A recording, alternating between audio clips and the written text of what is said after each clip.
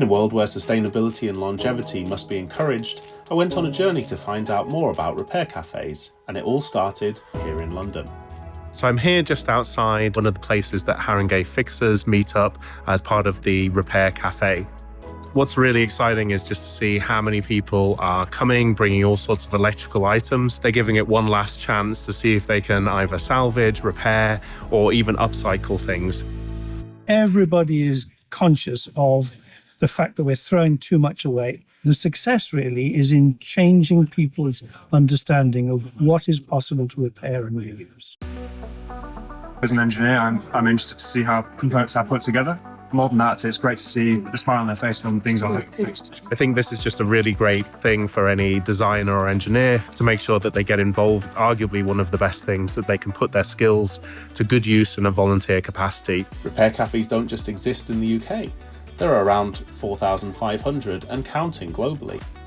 On a family visit to Hong Kong, I thought it'd be interesting to see how it's done here. And as one of the most densely populated regions in the world, it's no surprise to see how many electrical items are in need of fixing. I visited two major repair cafes in Hong Kong to see how they differed from those I'd visited in London. And the similarities are huge. People care about the environment, about the sentimental quality of the things, or indeed just have a refusal to throw things away.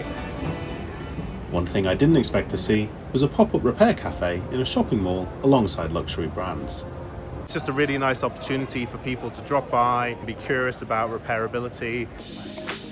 Repair is a choice. We are trying to build a community here. There is a need and there are a group of people who are willing to give such way for sorting out this problem. This is the beginning of something really exciting, whether you're a member of the public wanting to do your bit for sustainability, or whether you're a designer actually tasked with making products better in the first place. At a time when we're looking at recycling and making sure we get the full life out of the products we buy, so that we're not constantly churning out stuff that ends up in landfill.